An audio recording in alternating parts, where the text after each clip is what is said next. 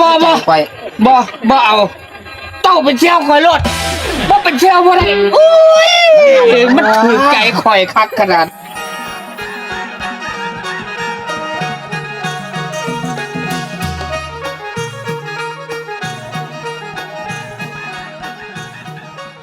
เนาะผู้ใดหันไปมันคือหน้าเย็นแท้นางกูโซ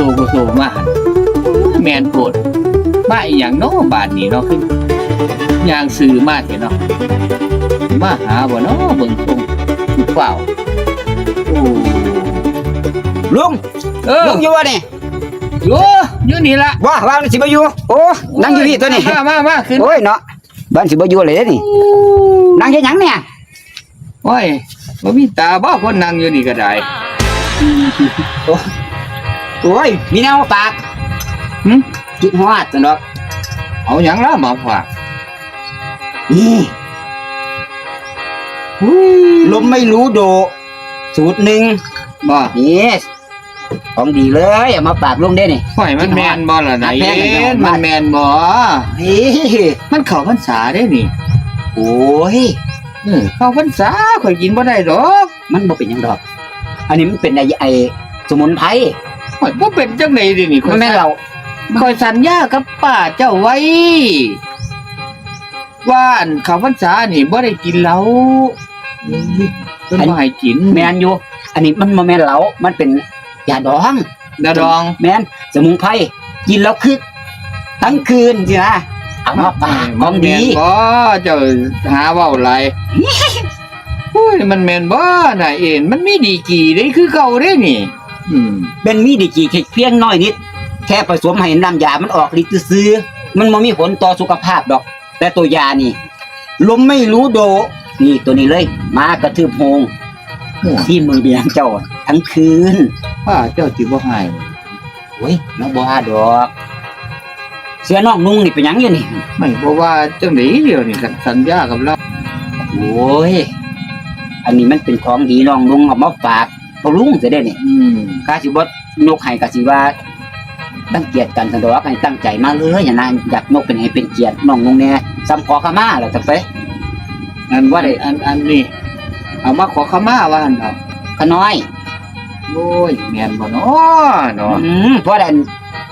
โอ้ยเจ้าของหัวตะมาใหม่ก็บ่ลุงก็มีหยังแต่พอได้บอกน้องนุ่ง มัน แน่ โดนแล้วข่อยก็เฮ้ยเนาะเอาสันว่าขอขมาเนาะ ครับ เอาจักจ่องเนาะนายเอ็นเนาะ แหมดีตัว เบิ่ง น้อย ลองเบิ่ง เป็นยาดอก ที่ให้คอยนี่บ่กินก่อนเด้นี่ แม่นเจริญอาหารดีหลาย โอ้ยแม่นบ่เนาะ แม่น ป้าเจ้าสิบ่ให้บ่เนาะ บ่ให้ดอก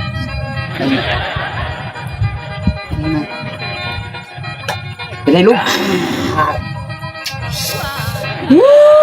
กดไลค์เป็นได คักอยู่นายเอ็นเจ้ากินลองเบิ่งได้แม่ว่าเห็นว่าก็ได้ มื้อนี้กับพรรษาเถาะ เนาะ เอาไว้เอาไว้ที่หลังก่อนพรรษานี่ เอามิตรภาพเนาะเอามิตรภาพไปก่อน เนาะแล้วคนมันเคยกินอยู่แล้วเนาะเฮ็ดจังไดเป็นไงคักอยู่บ่ กินกระดังหอมหวนเบิดสมุนไพรยังวะเสื้อน้องนุ่งนี่มันยังลุง ผสมสมุนไพรแม่นบ่นี่นายเอ็น แม่น โอ้คักอยู่ดอก เย็ดลิ้นจืด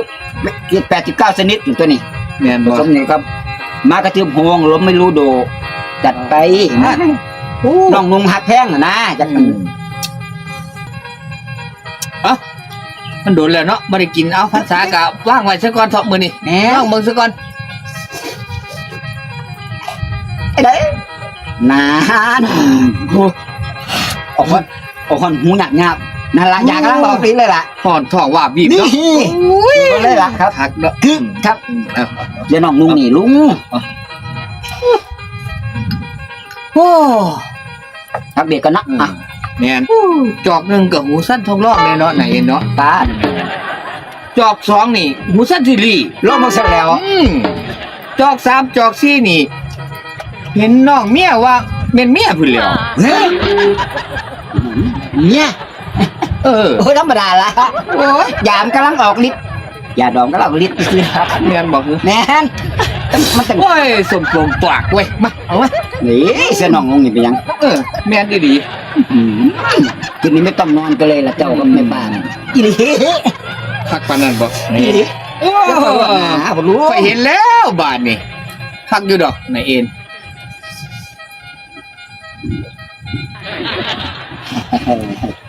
เอ้าชักเนาะปอมก็ว่าล่ะ ไปถามแม่นายเอ็น ดังไหน ไปอยากถามเจ้าดิบาดนี่ ถามตัวคน มาอ แฟน ยู่ กัน น้ำ เนาะ กันนี่ก็ถามแน่ ครับแม่นถามได้เบิดล่ะ เจ้าอยู่พุ่นนี่เจ้าเคยเจ้าสู่อยู่บ่ เด้อผู้มันก็ ยังนี่ดีเด้นี่คักอยู่ดอกนายเอ็น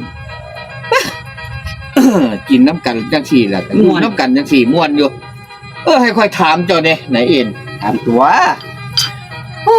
มาอยู่นี่จะโดนแล้วให้ค่อยถามเจ้าเนี่ยอยู่พุ่นนั่นเจ้าเคยมีเจ้าเคยเจ้าสู้อยู่บ่ ไอ้ว่าเจ้าสู้นี่ติ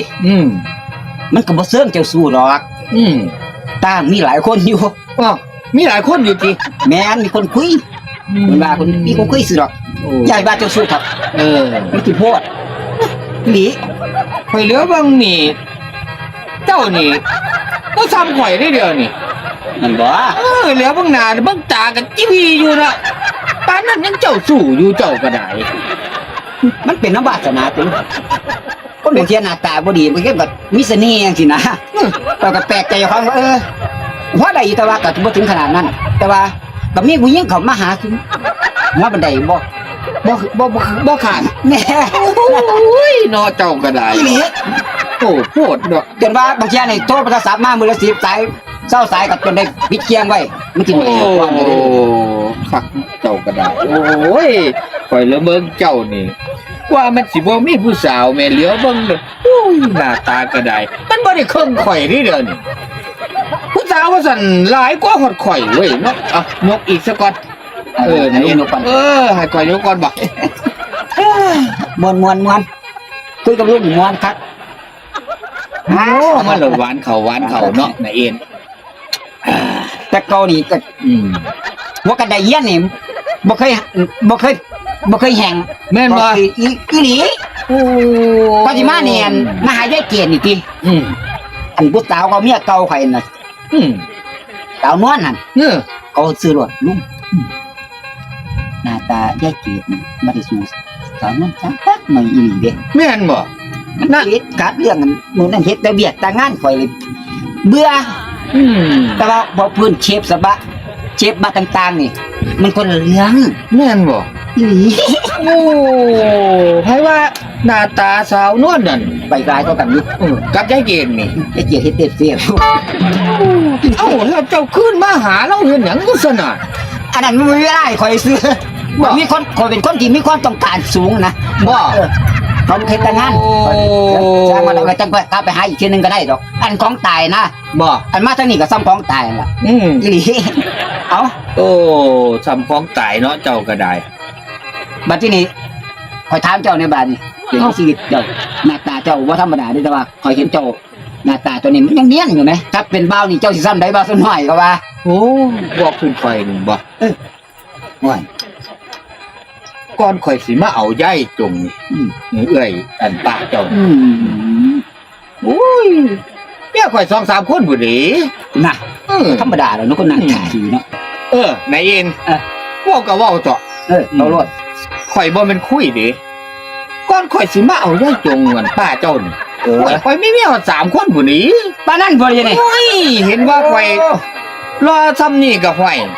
บ่ได้ธรรมดาเด้ข่อย ค นี่ นหน้าตาดีมีหลายปานนี้ตัวนี้ ข่อยสิเว้าให้ฟังเจ้าจะไปบอก โอ้ยคน เว้า ไป เอ้ยเว้าก็เว้าอยู่นี่ คนไม่แม่นคนปากปีนดอกเป้าสู้ข่อยตั้งให้ข่อยอยากเนาะอย่าเว้าน้อหัวมันจังซี่ดอก จังซั่นนะแม่เจ้าก็ได้อู้มีเจ้านี่ล่ะเข้าใจข่อย แน่ นี่เมียผู้แรกนี่ยายแดงแม่นบ่เมียผู้ที่สองนี่ก็ยายสาย โอ้ เมียผู้ที่สามนี่ยายเขียว เขียวโอ้ ยังต้องฝึก นี่ล่ะผู้ที่สี่ก็เป็นป้าเจ้านี่ ยักษ์ป้าจงนี่เนาะ ป้าดบ่แม่นธรรมดาข่อยนี่ก็ได้แม่นป้าเจ้านี่ เฮ้ยเว้าข้าวเดียวเท่านั้นล่ะอยากแล่นมาหาข่อยพร้อมมันธรรมดาป่าเจ้านี่ นี่จะสิมาเฮาวันทองสเต็ป บ่แม่นธรรมดาเด้อข่อยเว้าข้าวเดียวหนึงเด้บ่ได้เว้าหลายซ้ำป่าเจ้าโอ้ยใจง่าย โอ้อีหลีได้อนี่เนาะ แม่นอีหลีนี่ ต้องเป็นได้นะไทยซุ่มนี่เนาะ เออ ตั้งมักแลนหาผู้ชายอีหลีตัวนี้ อืม ที่เพิ่งย้ายเกียรตินี่ อืม ตั้งแต่เริ่มจีบข่อยไปเริ่มจีบไม่ค่อยบ่ได้ไปหาเราจ้าเกียรติได้ขนาดไปหา แม่นบ่ ไปหาข่อยอยู่เฮียนพูน โอ้ ไปได้อยู่นี่ครับ สมพ่อเนาะ อีหลีง่ายสุดอีหลีไปเลยเล่นตัวอย่างเดียวแต่ตอนนั้นน่ะ แม่นบ่ แมน โอ้ยคักเนาะเจ้าก็ได้ จะเป็นสิบ่แต่เฮียนสำหรับว่า อืม อืม แม่นอยู่ดอก เนาะ ข่อยว่าอยู่ ขนาดย่ายจงนี่บ่เป็นธรรมดาเด้ข่อยเหลียวเบิ่งแล้วข่อยละว่ามันเล่าสิบ่เป็นจังซั่นเด้ โอ้ ไปเว้าหลุด โอ้ยผู้ปาดสิมาน้ำเฮามือนั่นโลดดิเดี๋ยวนี้บ่เป็นธรรมดาดิ จะมันคือกันจังเหมือนมันเนาะอันนี้ คือมันเป็นน้ำข่อยรอเนี่ยจักหน่อยก็บ่จักหรอกว่า แต่ว่าเจ้าก็มีส่วนหลายครับเด้ลุงหน้าทางดังคมข่อยว่าเจ้าเป็นเบาข่อยว่าฝรั่งน้อยพุ่นเดียว โอ้ย อีหลี จังว่าข่อยบ่อยากยังลงจากเงื่อนจากข้างนั่นน่ะตอนข่อยเป็นห โอ้ นุ่ม โหเฉพาะผู้สาวก็ได้แลนมาหาเอา ให้ว่าข่อยพวกชักซื่อๆนี่ล่ะคันข่อยว่าอันป้าเจ้านี่คันข่อยว่าแจ้งกับย่านพี่น้องป้องไปมันอยู่ใกล้กันเนาะเขาเว้าให้ เว้าพูดบ่นั่น เออ เว้า ซุ่ม หยัง นั่น เฮา บ่ได้แต่งเลยซุ่มนั่น อืม บ่แม่นธรรมดาข่อยนี่เว้าเอาซื่อๆกับมาหอดเงินหอดซ่าน โอ้ เฮ้ยเว้าก็หลายวู้ไหนอันนี่เว้าถือข้อข่อยขนาดว่า เป็นไดลุง คักเอาอีกมายกมาไหน โอ้ย ว้า คักบัดนี้ จอกบ่นี้บักนี้บ่เบิดคือกันล่ะวะนั่งกันกินกันอยู่น่ะเฮา เว้าถือข้อกันขนาดไว้ไหนเอ็นนี่โอ้มื้อนี่ มันแห้งมันแห้ง ได้กัน มันก็เจ้านี่นะถือข้อกันกันนะว่าการรู้จักกันมา10 ปีบ่ได้ลุงเลยดีใจหลายยังบ่า คักเอายกได้เอ็นว้ายข่อยคือคักเท่าว่ามื้อนี่ บ่ได้มักเราดอกแต่ว่ามักบรรยากาศในวงเราซื่อเด้เนี่ย แม่นบ่ แหม่ม่วนแหมม่วนลุง นายเอ็นเว้าคือเว้านี่เจ้าเว้าอีหยังก็โอ้ยถูกใจข่อยขนาดนี้ตั้งแต่มาพุ่นล่ะถูกใจข่อยขนาดดีใจได้เห็นเจ้ามาจังซี่ก็ได้ บ่ลุงดีใจดีเนาะ ก็ดี เอาจังซี่ซะนายเอ็น เอาจังได๋ เจ้ากับข่อยนี่ไปเที่ยวกันโลดเนาะมันคัก ลบไปเซี่ยวกันจังได๋ลุงเจ้าก็ห่างกันทำเป็นพ่อข่อยไปเด้ ข่อยสิเป็นบาปนะยาย เป็นบาปจัง ถ้าแพ้ ซี่ กันจะเสีย เจ้าบ่รักเจ้ารังเกียจข่อยบ่เดี๋ยวนี้ บ่ได้เกลียดข่อยยังอายุ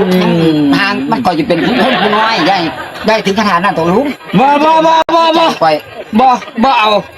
เจ้าเป็นเชี่ยวข่อยรถบ่เป็นเชี่ยวบ่ได้โอ้ยมันถือใจข่อยคักขนาดได้เดี๋ยวนี้เจ้า เอา บ่แม่นธรรมดาตั้งแต่เกิดมานี่เจ้านี่ล่ะบ่ถือใจข่อยคักเนี่ยนี่ มันก็แม่นอยู่ เนาะเชี่ยวเนาะ เดี๋ยววันนี้ว้าย เป็นอยู่บ่เดี๋ยวนี้ ว้ายมันบ่ลุง โอ้ย จ้องลุงได้นี่แม่จะไปเสียงดิ เจ้าต้องเป็นเชี่ยวกับข่อย แม่นบ่ลุงอยู่ ว้ายมันเป็นหยังสิบ่แม่นนี่เอาซั่นบ่ เจ้ารังเกียจข่อยดิ เอาโอเคเจ้าบ่เจ้าอันจังสิ เจ้ากับเจ้าคือกันล่ะอ่ะเดี๋ยวเจ้ากันนะก็ได้เจ้าคือกันล่ะบ่มันต้องสิบ่ได้เกรงใจกัน นั่นล่ะ บ่ใจมันจะมวน มาโอ้ยคักบาดนี่ โอ้ยดีใจหลายมาก็ได้เชียวมันจังสิบ่กึ่งนะมันจะบ่ได้ นี่ล่ะ มันบ่บง แม่นไปใส่มาใส่ข่อยก็คิดฮอดเจ้าอยู่ดิ นั่นแล้ว เนาะเชียวเนาะ หมอ เชียว ชื่อใจบ่ย่างกันได้เชียวแล้วเฮาเด้อมันอยู่นำกัน ต่อไปนี่เข้าไปใส่ก็ต้องไปกันน้ำกันเนาะเชียวเนาะ เจ้าฮักเจ้าแพงมัน ตามก้นกันต้อยๆไปเลย โอ้ยลองเบิ่งซะแล้ว ต้องเบิ่งแย่งกัน เบิ่งแย่งกัน แล้วเจ้านะอาจจะบอกเจ้า เออ นี่สลับเย็นนี่แล้ว นี่โอ้ยมันคือใสสะอาดแท้บ่มีหอดแม่งงอง นั่นแล้วนี่แหละพวกที่นำใจที่ใส่ยาคงเชี่ยวให้กันเด้อเนี่ย โอ้ยแมน ยกเย็นเพื่อนยก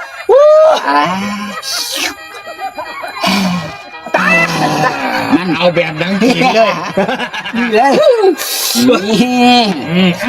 ตายข้างมา นกเลยเชียวนกเลย เนื้อป่ามาแล่นคอยว่ายันได้ลองขอชีวิตยืนจืดนี่แจ้าใครรถนานี่ยายเกดตายก็ย้อนทั้งสี่ละตายก่อยนั่นนี่ นอนจังสี่แม่นบ่ ได้ลองขอชีวิตยกเรื่องข้าวว่าเจียวกันเจ้ายายเกดตายย้อนเฮานี่